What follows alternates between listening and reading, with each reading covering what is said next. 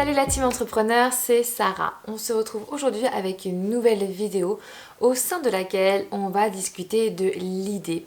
Donc l'idée, c'est ce qui va être au départ de ta création d'entreprise en fait. Donc sans idée, bien sûr, il n'y a pas forcément donc de création d'entreprise. C'est important de trouver une idée et de trouver une bonne idée surtout. J'entends beaucoup d'entrepreneurs, de futurs entrepreneurs ou de futures entrepreneuses qui ont tendance à me dire, tu vois Sarah, j'aimerais bien créer mon entreprise, mais au final j'ai pas réellement donc d'idée et je sais pas vraiment faire en fait comme pour trouver une bonne idée et puis du coup après la développer.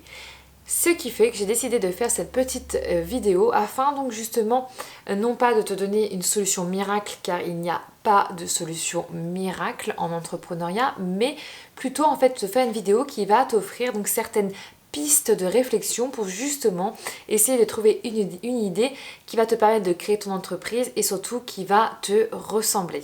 Donc en règle générale, il y a tout un processus, si je puis dire, de travail derrière l'idée. Je veux dire par là que c'est très rare de se réveiller un matin en disant « j'ai eu l'idée du siècle pendant mon sommeil ».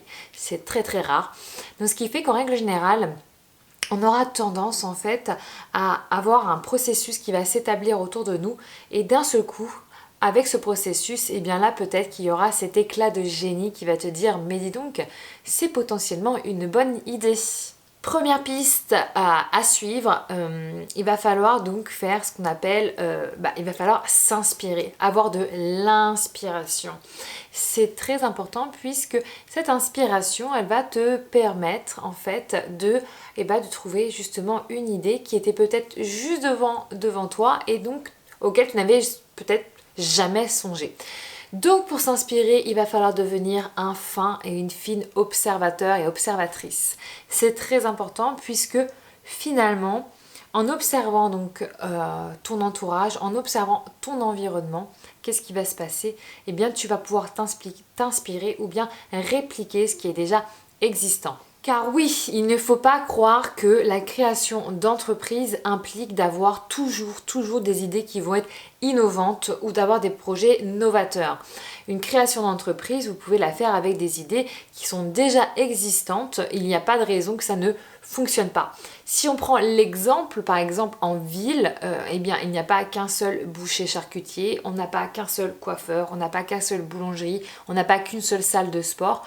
Donc vous voyez, ce qui va être intéressant, c'est donc d'analyser afin de trouver en fait, à s'implémenter en fait grâce à cette idée sur un marché déjà existant et de s'assurer que l'offre elle est nécessaire ou bien peut-être justement proposer une nouvelle offre. Alors maintenant tu vas te dire ok, l'inspiration c'est une bonne idée, mais comment je fais pour m'inspirer? Eh bien si je puis dire, il y a 3 manières de trouver une bonne inspiration. La première, ça va être quand tu vas partir par exemple en voyage, quand tu vas être ce qu'on appelle en déplacement, puisque lorsque tu sors entre guillemets de ta zone de confort, de ton chez toi, de ton domicile, de ta région si je puis dire, les déplacements ça va vraiment te permettre d'observer ce qui se fait ailleurs.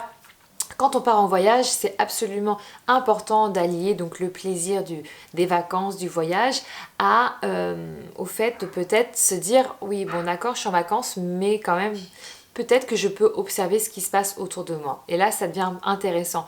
Peut-être que tu vas dans un restaurant où il va y avoir un nouveau concept qui va être intéressant à observer. Peut-être que tu vas voir des pratiques qui se font ailleurs mais qui ne se font pas en France ou dans le pays dans lequel tu te trouves. Donc c'est vraiment important de rester à l'affût en fait, si je puis dire, de ce qui se passe autour de soi.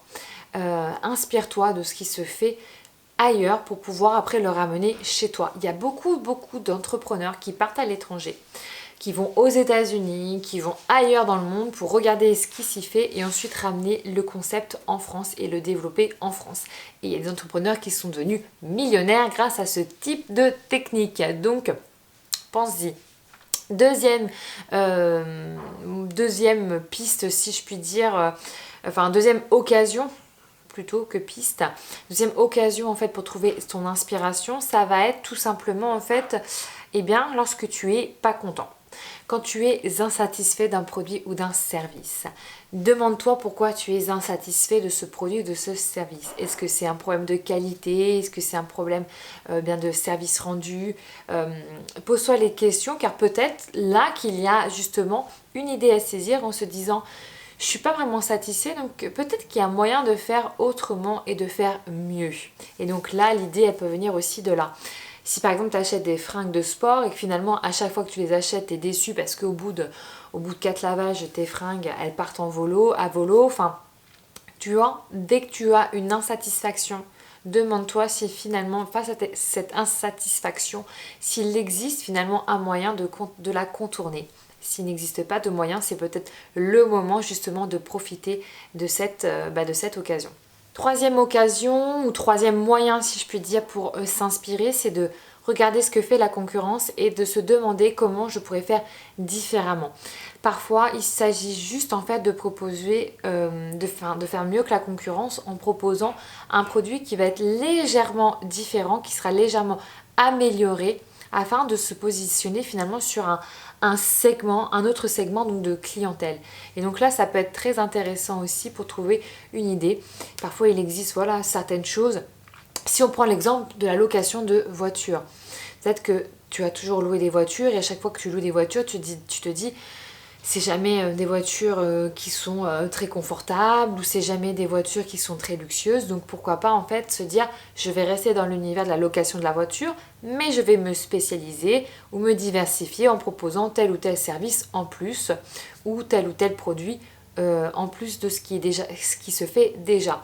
L'objectif finalement c'est vraiment d'analyser ce que fait ta concurrence pour te dire comment je peux faire mieux que ma concurrence pour justement me démarquer de celle-ci. Deuxième piste pour trouver une idée de création de ton entreprise, ça va être l'innovation. Puisqu'au final, l'innovation, finalement, ça va consister à toujours être dans cet état de j'observe mon environnement, j'observe comment les choses évoluent autour de moi, mais cette fois-ci, en fait, dans le but de créer quelque chose de nouveau pour répondre à un besoin. Donc, on va être vraiment dans ce côté justement innovant, ce côté novateur, ce côté tout à fait nouveau sur le marché. Donc pour cette deuxième piste, il va falloir faire preuve de créativité. Il va falloir être imaginatif et essayer un peu de bousculer, si je puis dire, tes limites, tes codes pour justement en fait trouver des idées tout à fait nouvelles. Donc il y a deux moyens en fait d'aborder cette deuxième piste qui est l'innovation. La première va être donc de réaliser ce qu'on appelle une introspection, c'est-à-dire qu'il va falloir que tu te poses, prends le temps chez toi, pose-toi.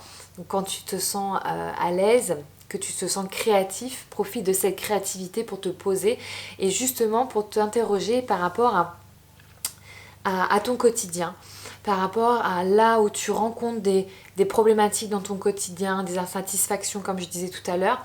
Et l'objectif, ça va vraiment être de se dire, je rencontre au quotidien telle ou telle difficulté, qu'est-ce que je peux créer pour justement trouver des solutions à ces difficultés ou pallier ces difficultés pour améliorer finalement le quotidien d'autrui. Par exemple, aujourd'hui, quand on va à Paris ou dans les grandes villes européennes, on se rend bien compte qu'il y a de plus en plus de trottinettes électriques qui sont apparues.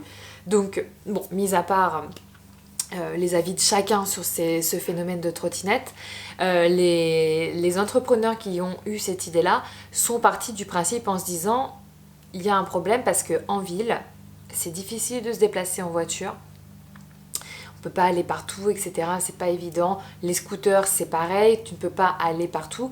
Donc il va falloir trouver un autre moyen de se déplacer en ville. Et puis en plus, écologiquement parlant, il faut trouver donc un autre système finalement justement pour prendre en compte le fait qu'au niveau de l'écologie, il faut faire des efforts. Et donc là, tadam, sont apparues les fameuses trottinettes. Donc ce qui fait que voilà, une problématique, une solution innovante du coup pour justement répondre à un nouveau besoin qui est en train de se créer. Deuxième deuxième méthode en fait d'aborder cette seconde piste qui est donc j'allais dire l'inspiration mais c'est l'innovation, ça va être faire preuve d'empathie. Donc c'est presque pareil que l'introspection, sauf que la différence, c'est que finalement, tu vas t'intéresser aux gens autour de toi, à ton entourage, ou bien même aux gens qu'il y a dans la rue, les commentaires qui se feront. L'empathie, ça va être le fait d'écouter et d'observer ces gens-là, d'être très attentif à leurs attitudes, à leurs comportements et à leurs commentaires, à leurs remarques. Lorsque vous avez autour de vous quelqu'un qui est insatisfait de quelque chose, écoutez-le. Écoutez et demandez-lui, mais pourquoi tu es insatisfait? Explique-moi que je comprenne. Et ça, faites-le à chaque fois que dans votre entourage, quelqu'un parle de, par exemple, je sais pas, d'un service ou d'un produit, qui dit, voilà, là, j'ai commandé ça, mais franchement, je suis vraiment pas content. Demandez-lui, ah bon, pourquoi? Pour quelle raison? Qu'est-ce que tu attendais de ce produit-là? Qu'est-ce que tu attendais de ce service-là?